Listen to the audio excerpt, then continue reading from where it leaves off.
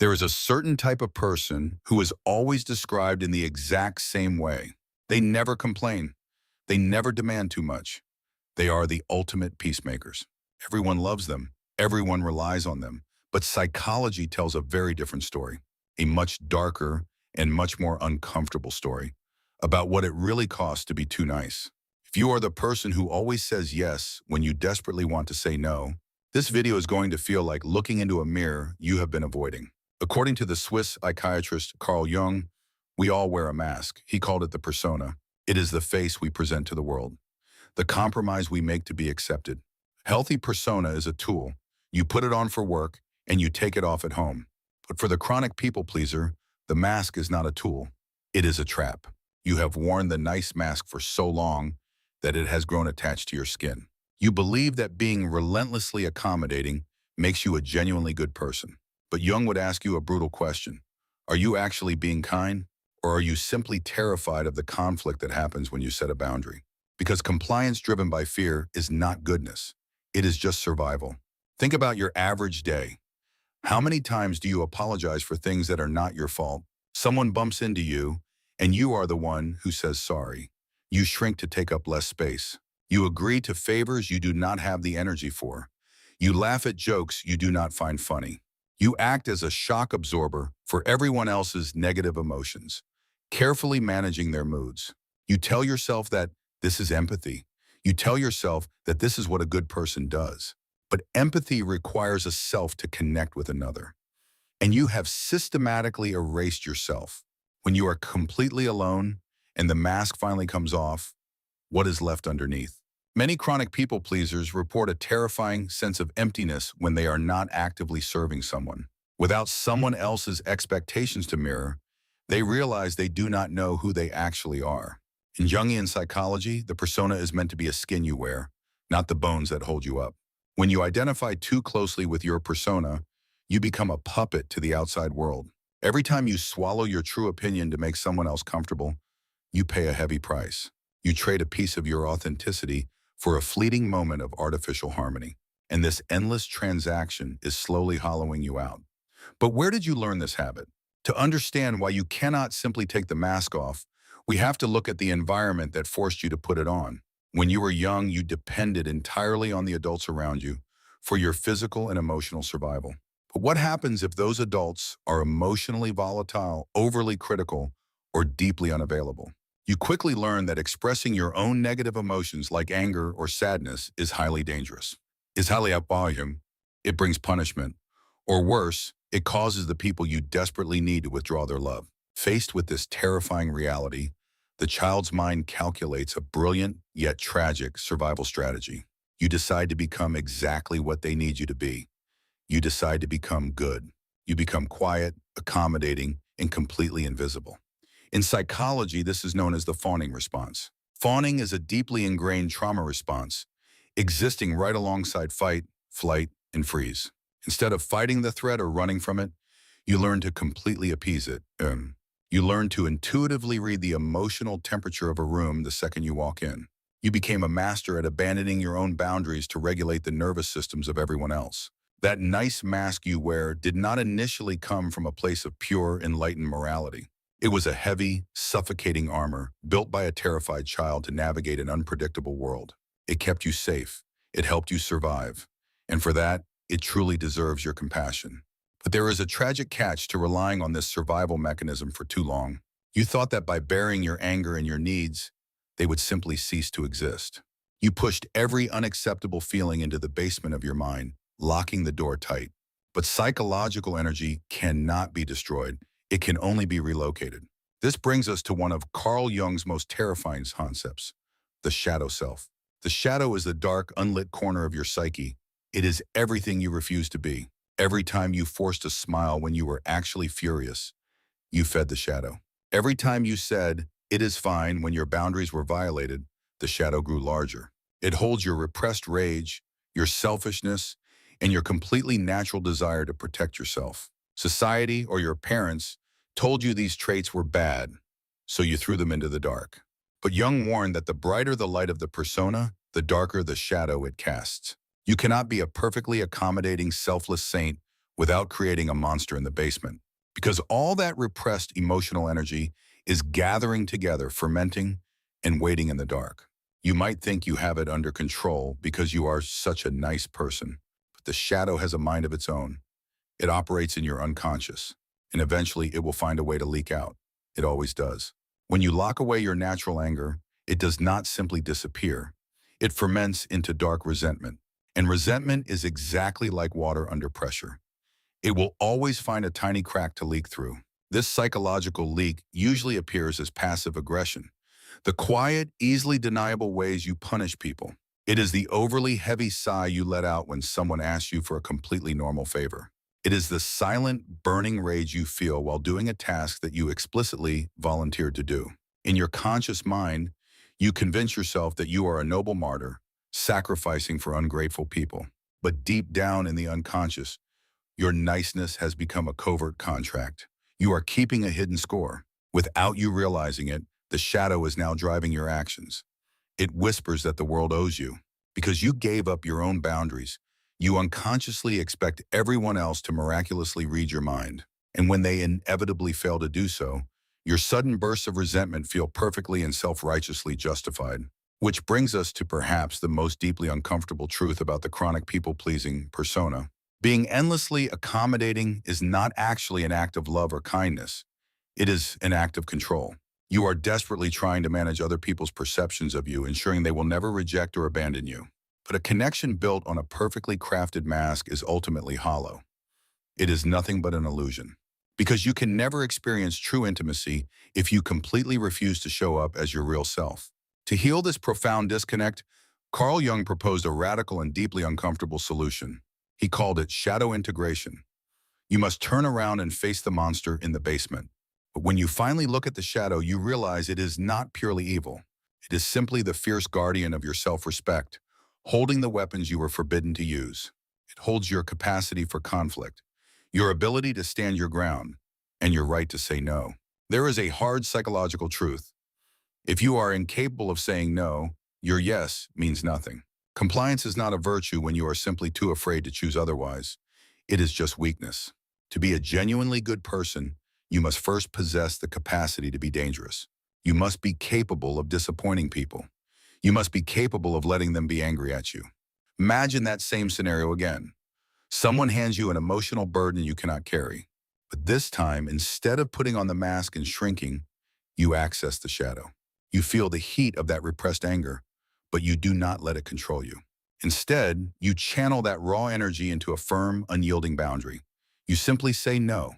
The other person might be shocked. They might call you selfish. They might even walk away. But the anxiety of their disappointment is the necessary price you must pay to reclaim your soul. The moment after you finally say no is rarely peaceful. It is usually terrifying. Psychologists call this the boundary hangover. Your nervous system is flooded with intense guilt and panic. The ghost of your persona whispers that you have made a terrible mistake, that you are selfish. But Carl Jung viewed this exact guilt as a necessary threshold, the beginning of individuation.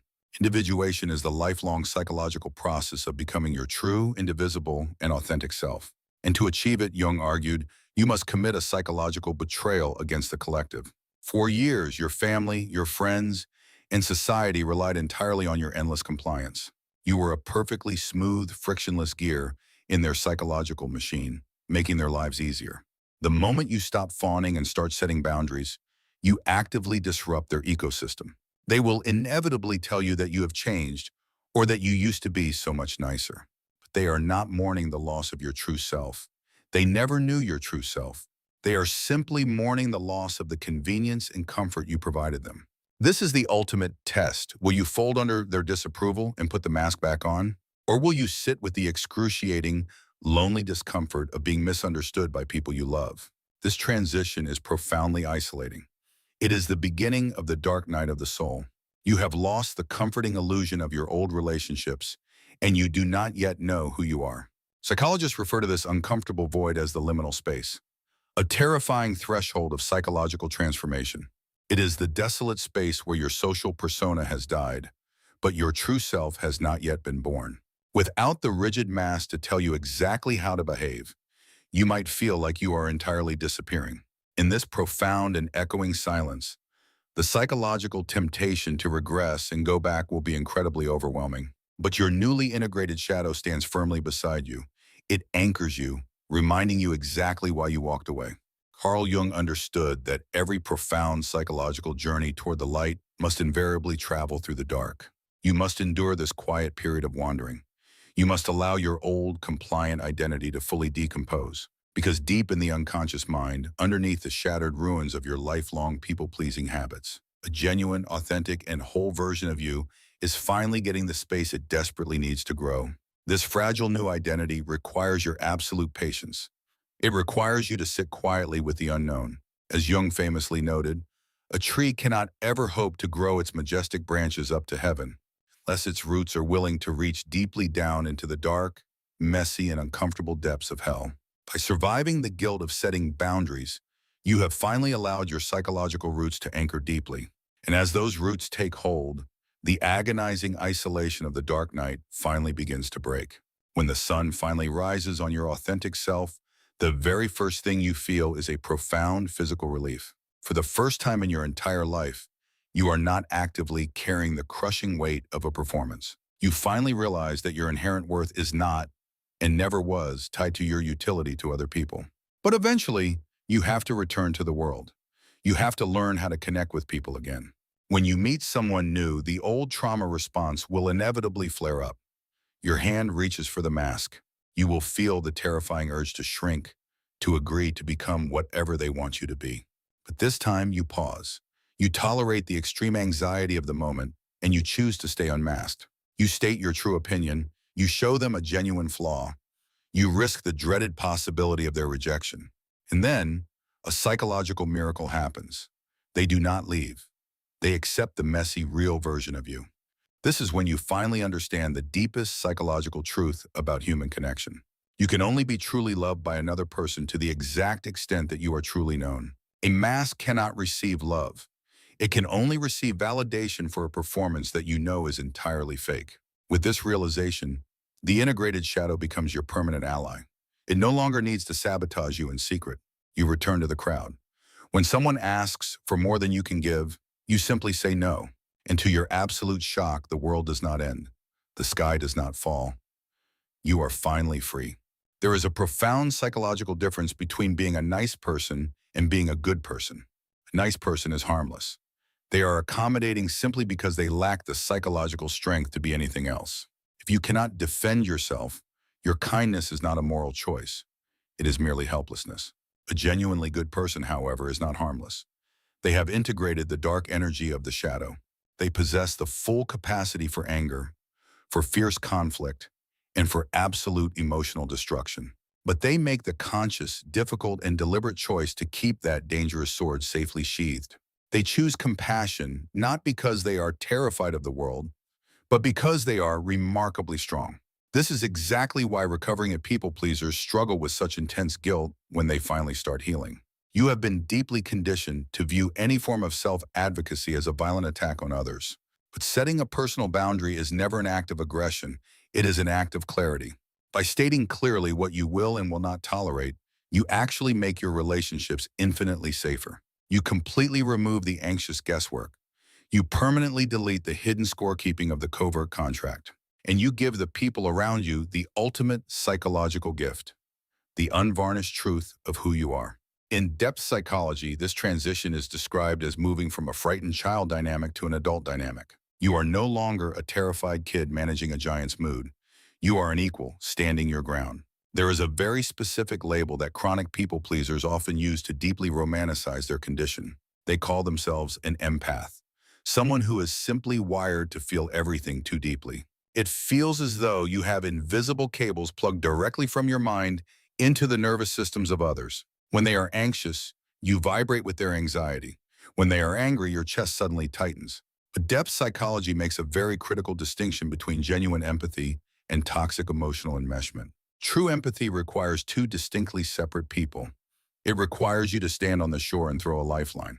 Enmeshment is diving into the raging water and actively drowning right alongside them in solidarity. You have somehow convinced yourself that absorbing their toxic pain is the only way to prove your love. But let us look at the shadow side of this hyper-empathy. Why are you scanning the room so intensely?